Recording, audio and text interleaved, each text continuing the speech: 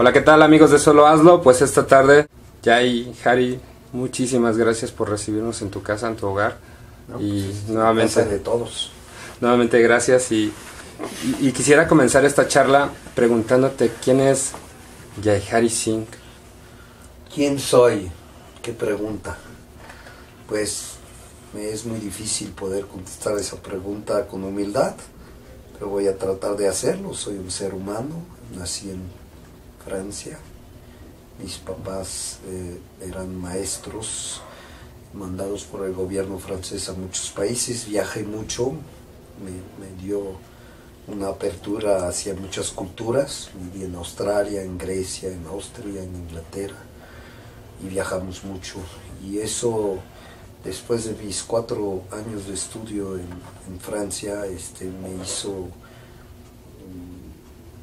me dio ganas de salir de Francia y de ir hacia un continente que era el único continente que nunca había tocado piso, que es el continente americano, y me vine a México. ¿Por qué México? Porque conocí en París a muchos mexicanos que me hablaban todo el tiempo de su país y de la nostalgia que tenía por ese maravilloso país, y esa nostalgia que me transmitían me transmitió totalmente unas ganas de conocer ese país, y me agarré unos cuantos dólares, una maletita chiquitita, agarré el avión, conocí a una sola persona aquí en la Ciudad de México y llegué a México en mayo de 1974 con mis 22 años y muchas ganas de comerme al mundo.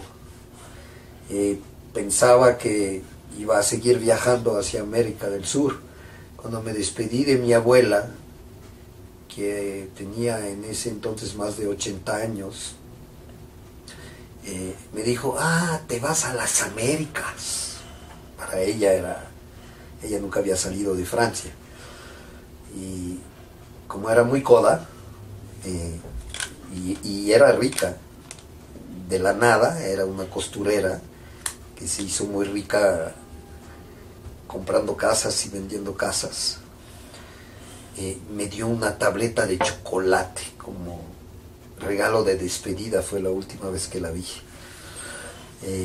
Y entonces me fui a las Américas a finales de mayo de 74 y me vine a México mucho por la música. La música de México me atraía mucho. Los amigos mexicanos que tenía en París, estudiantes, ellos todos, hijos de gente acomodada mexicana, que habían estudiado muchos en el Liceo Francés de aquí, de la Ciudad de México, me hablaban mucho de México y me hicieron escuchar mucha música autóctona del país, particularmente esa maravillosa colección del Museo de Antropología de discos del señor Helmer, que hizo una colección maravillosa, y también los discos de grabación musical que hizo el dueño del restaurante Cluny, que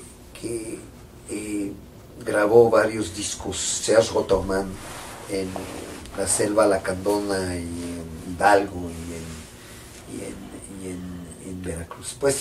Y ahí me vine a México a conocer México, y mi primera impresión de México fue muy decepcionante para mí, porque me había hecho muchas ideas. Me imaginaba un país, México, totalmente erróneamente me imaginaba un país como África del Norte, nada que ver. Y me tomó 9 meses llegar a México. Realmente fue un embarazo doloroso. Lejos de mi casa, había cortado los puentes con mi país, había vendido todo, ya no me quedaba nada, todo lo había regalado, hasta mi biblioteca. Y llegué aquí con mi maletita y había cortado las amarras, y me tomó muchos meses, 9 meses, para llegar a este país, hasta que un buen día en febrero del 75 llegué a la fiesta de la Candelaria en Tlacotalpan y dije: eso sí, eso es México. Llegué a México. No sé si los que miran este video conocen a la fiesta de la Candelaria de Tlacotalpan, es una fiesta que tiene mucho tinte español, pero con mucha música de la misma en el mismo estado de Veracruz, en donde habían ido unos amigos míos y por eso llegué ahí. Organizaban lo que se llama una mojiganga, como de carnaval, y en donde había mucha música, toros en la calle, el caos, el desorden, mucho alcohol circulando, mucha gente ida, 2-3 días de fiesta total, en donde la gente dormía en la calle, y etcétera. Y entonces dije, ese es México, por fin ya llegué. Después de llegar a México sin hablar una sola palabra de español, aprendí en la UNAM en 6 semanas, y después practicando, y finalmente ya 9 meses aquí, después de haber recorrido el estado de Guerrero en un momento difícil, porque era el momento en que mataron a Lucio Cabañas, Oaxaca, de Aventón, y yo era como el indio güero porque andaba con mis guaraches, medio hipioso. Bueno, la palabra hipiosa aquí en México tiene un tinte un poco negativo, pero en el sentido de buscar y explorar, pelo largo, pero traía mi machete. Y entonces cuando paraba las camionetes, se paraban esas camionetes de estacas en donde estaban todos esos indígenas parados, y yo era igual que ellos, con mi machete al lado, pero era güero. Y era igual que ellos porque muchas veces no hablaba español casi nada. Y entonces me miraban raro, yo los miraba raro, pero pues, nos acompañábamos. Y así hice toda la Costa Chica, San Marcos, toda hasta Pinotepa Nacional. En esa época, un pueblo maravilloso que se llama Jamiltepec, un pueblo así fantástico, antes de pasar el río, creo que es el Río Verde, y ahí se pasaba en panga, y después pasabas y llegabas a Pinotepa. De Pinotepa llegué a ¿cómo se llama? Puerto Escondido regresé a Oaxaca, todo eso era brecha, pedacito de Pinotepa estaba y entonces descubrí a México y no sabía por qué había llegado a este país. Lo supe hasta 2 años después, llegué en 74, 4 años después. Lo supe que cuando descubrí al yoga y al Kundalini Yoga, tuve que venir a México siendo francés para conocer un maestro de la India. Así son los destinos. Diría en pocas palabras que eso es mi substancia en relación a estar aquí y la razón por la cual estoy aquí. Y finalmente, después de un intento todavía en 75 de bajar hacia Costa Rica y querer de Costa Rica saltar a Colombia, Panamá, Colombia y todo, llegué a una playa de Chiapas, Puerto Arista, y me enamoré de una indígena ahí, cosas muy raras, costumbres muy diferentes de las mías. Me di cuenta que me medio embrujaron ahí. Y un día salí de mi especie de estupor y me agarré mis maletas, vámonos, porque no sé si había toloache de por medio, no sé qué había, pero estaba completamente en un estupor maravilloso, increíble. No guardo ningún mal recuerdo ni rencor, pero sí estaba perdido. Y cuando regresé a México, algunos de mis amigos me dijeron, oye, qué bueno que regresaste, porque creo que hubieras sufrido viviendo en la playa con una media indígena, porque es otra cultura, otra cuestión, pero no se sabe, a lo mejor hubiera estado muy feliz, pero no fue mi destino fue regresar a México, casarme, tener una hija primero que se murió, encontrarme totalmente desamparado después de la muerte de mi hija, quedar prostrado en una cama durante varios meses hasta encontrar a un chamán mexicano que era también alumno de Kundalini Yoga y que fue mi primer maestro de Kundalini Yoga, Gurudev, que ahorita es un gran maestro y que enseña una técnica de sanación que se llama Satamrasaya, y que realmente me sacó de ese estupor alcoholizado y de alucinaciones en el cual vivía y la muerte de mi hija, y finalmente gracias a todo esto pues llegué a los pies de mi maestro, que es Yogi Bayan, y es como empecé ese camino de el yoga, el camino espiritual, y empecé a aprender, y me costó mucho porque soy muy rebelde, soy muy terco, y empecé a aprender y empecé a practicar y empecé a enseñar muy pronto, porque así mi maestro me lo indicó, el maestro Yogi Bayan, y así es como más o menos podría decir, entré al camino espiritual, y Kundalini Yoga es lo que realmente me dio todo en mi vida y que me dio lo que soy al día de hoy, con muchas historias y muchas anécdotas maravillosas, y he podido ver en todos esos años de práctica de Kundalini Yoga, he podido ver cómo tanta gente que sufre tanto, tanta gente que ya no tiene esperanza, vuelve a recobrar la esperanza, vuelve a vivir, vuelve a resucitar y vuelve a la vida gracias a esa técnica sagrada, maravillosa, increíble de yoga y meditación que es el Kundalini Yoga, que nos ha enseñado el maestro Yogi Bayan. ¿En qué momento entra tu parte profesional, independientemente de lo que nos han compartido con la parte espiritual? Tuve la oportunidad hoy por la mañana de escuchar algunos de tus podcasts dirigidos hacia los empresarios mexicanos, y se me hace también un área muy interesante. Los empresarios en general, no nada más los mexicanos, los empresarios mexicanos de habla hispana, porque los podcasts están hechos en español, son podcasts de empresarios compartiendo, si los buscan con mi nombre. Cuando yo llegué a México, llego de un medio pseudo intelectual militante, porque además había sido militante, post 68, fuera de Francia. Yo estaba en Viena en el mayo 68, pero vivo todo el post 68 en una universidad creada ad hoc del 68, en París 8. Ahí estudio filosofía. Por otro lado me meto a la Escuela de Ciencias Políticas, Sciences Po, que no sigo, terminó el primer año nada más. Y entonces yo estaba, como por decir, como un poco en la onda intelectualoide, así lo vamos a poner. De ahí, cuando llegué a México, el único amigo que tenía era de ese medio intelectual, de escritores, pintores, jóvenes.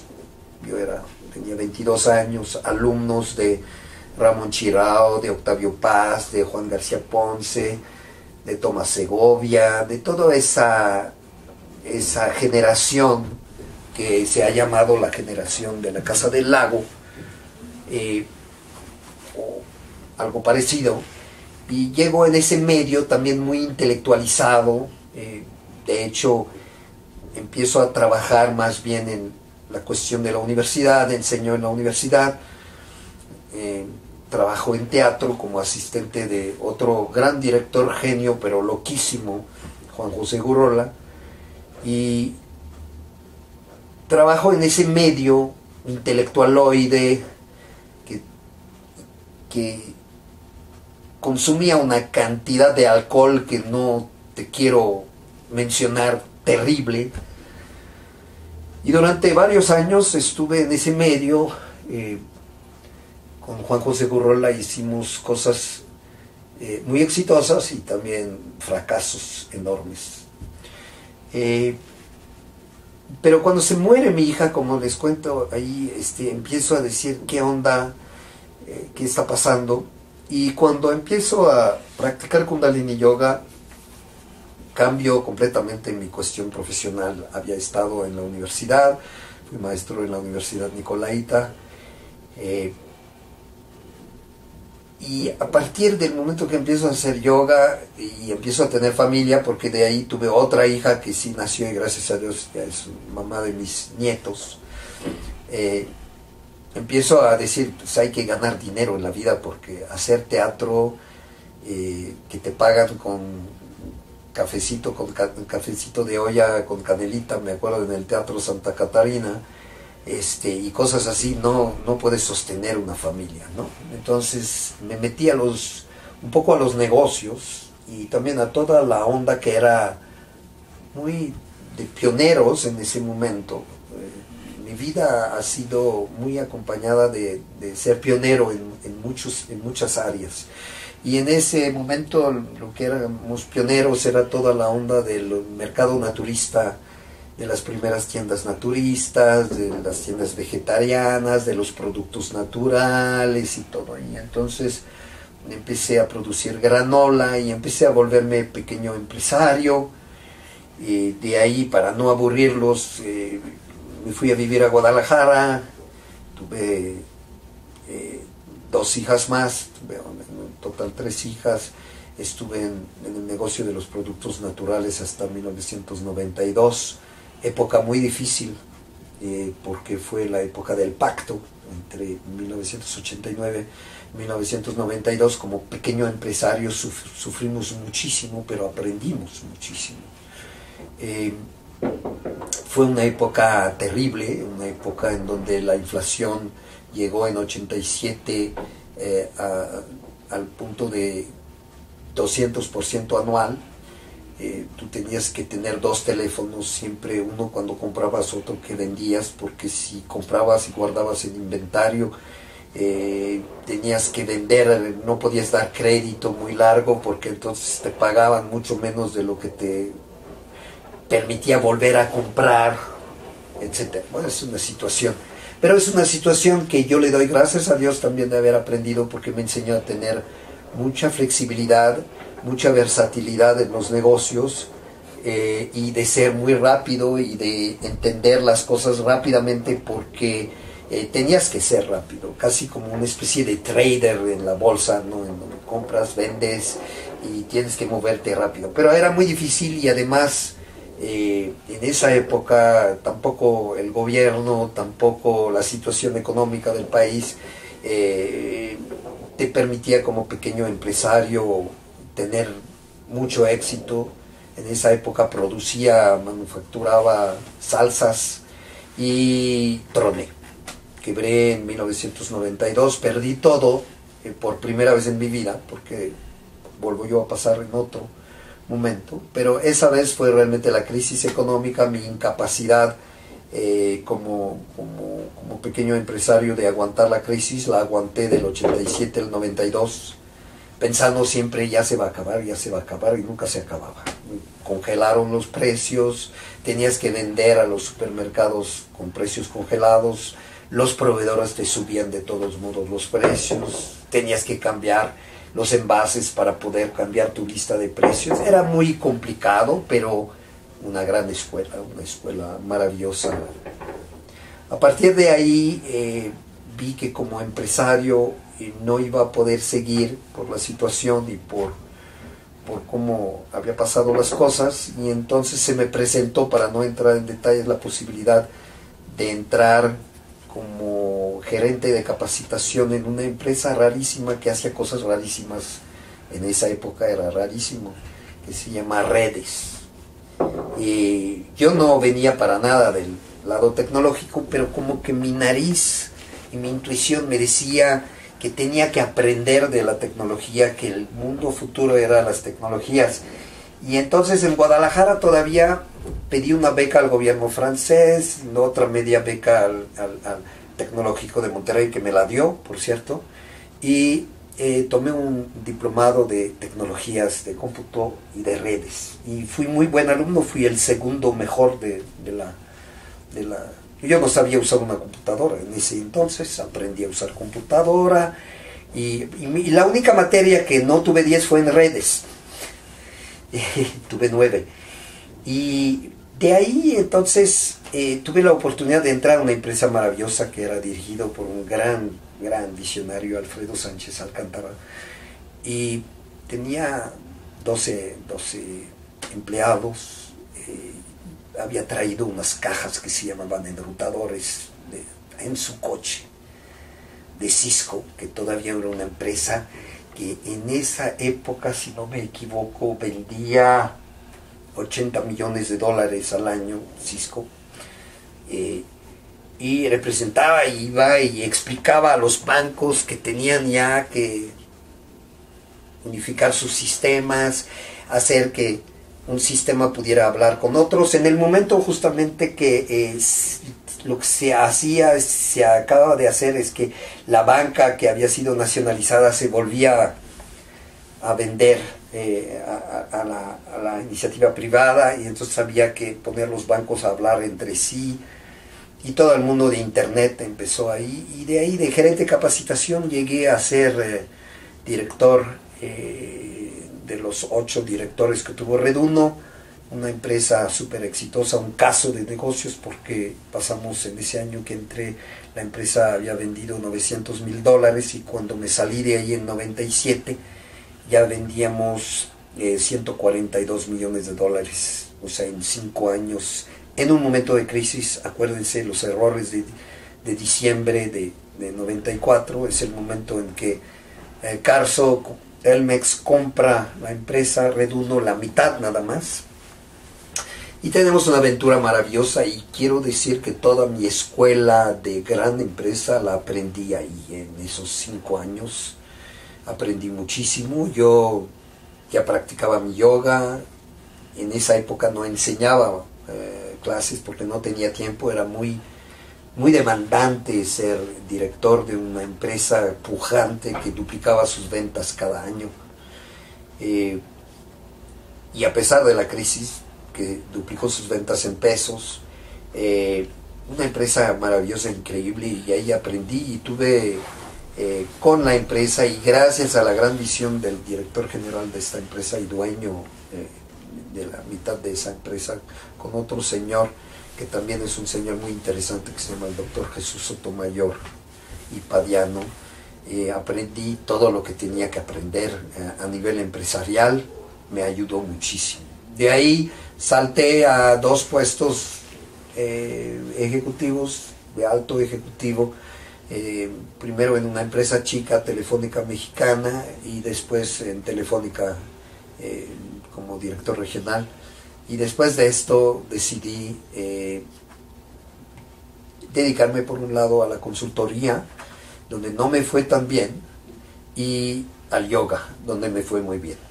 Y lo hice porque siempre había sido mi vida, y tengo que decir que es lo que me apasiona, el yoga, el coaching de altos ejecutivos, de altos funcionarios y de gente sencillas que vienen a mis clases y que necesitan sanación, que necesitan consejos en la vida.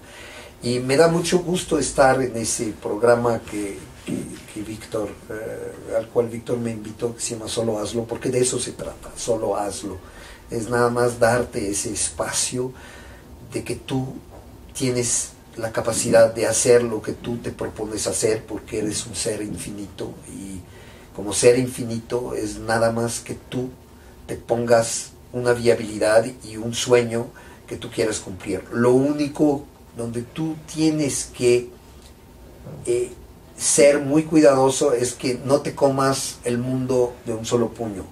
Cuando tú te fijas un sueño y qué es lo que quieres ser, tienes que construir la escalerita de cómo vas a llegar ahí. Si no construyes esa escalerita, te vas a dar unos zumbazos muy probablemente sabrosos. Entonces hay que ir primer escalón, segundo escalón, pero saber hacia dónde vas. Gracias, Yahiri. Me gustaría entablar contigo una serie de preguntas o de palabras en donde tú me comentes lo primero que te venga a la mente. ¿Te parece? Lo que me venga a la mente es decir primero que México es un gran país.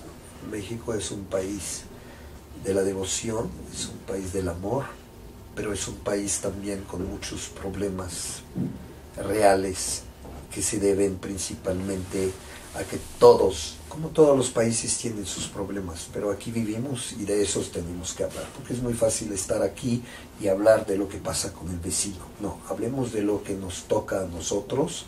Tenemos que cambiar, tenemos que dejar de jugar a la víctima, tenemos que empezar a realmente ser orgullosos de quienes somos, pero no un orgullo tequilero, cantinero, un orgullo real, un orgullo de todo el amor que tenemos y ver la fuerza y el espíritu que hay detrás de ese amor.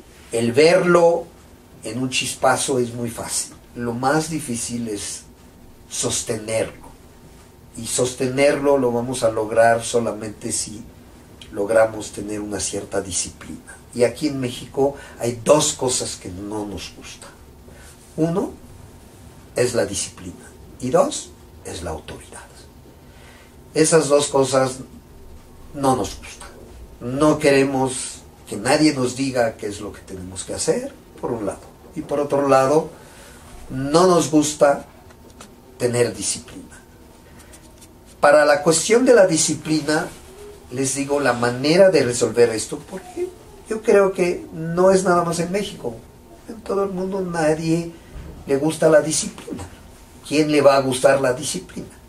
La única manera que yo veo en resolver la cuestión de la disciplina es enamorarte de la disciplina. Cuando tú puedes encontrar el caminito que te lleva a enamorarte de la disciplina, entonces eso te da una solución para poder hacer que tu disciplina sea fija y constante, y eso es lo que te va a llevar realmente al éxito. Y por otro lado, la autoridad es una cuestión muy importante. Cuando tú te des cuenta que tú eres la autoridad, puedes aceptar cualquier otra autoridad. Cuando tú te das cuenta que puedes obedecer a tu conciencia, entonces te vas a dar cuenta que la autoridad es nada más la que representa por fuera lo que tu propia conciencia te puede decir. Lo único que yo diría es que nunca en tu vida hagas algo que tu conciencia te dice que no lo hagas. Lo que te debe de parar frente a la autoridad es tu conciencia. Si tu conciencia te dice no hagas eso, no lo hagas, aunque te mueras. Muérete por lo que tú crees. Pero cuando tú sistemáticamente estás reaccionando a la autoridad porque es autoridad, estás en el camino equivocado y no vas a lograr mucho. Es muy importante que aceptes una cierta autoridad para que puedas gravitar esos escalones de los cuales estábamos hablando, para que tú llegues a donde tú quieres llegar. No es fácil, pero es la manera como vas a poder tener éxito en tu vida, porque todo el mundo queremos tener éxito. Nadie te va a decir no quiero ser feliz, nadie te va a decir no quiero tener éxito, ¿sí? Pero muchas veces hacemos muchas cosas para no tener éxito, nos trabamos, nos metemos trabas, y lo primero que tenemos que trabajar es en nosotros mismos. Por eso he fundado un movimiento que se llama Meditación por México, que lleva 3X, no es cerveza, es un movimiento que tiene meditación, que es la acción de la meditación, por con una X, y México X o 3X. Y ese movimiento, su meta, su objetivo es que compartamos con todos, que seamos de derecha, de izquierda, que seamos de arriba, de abajo,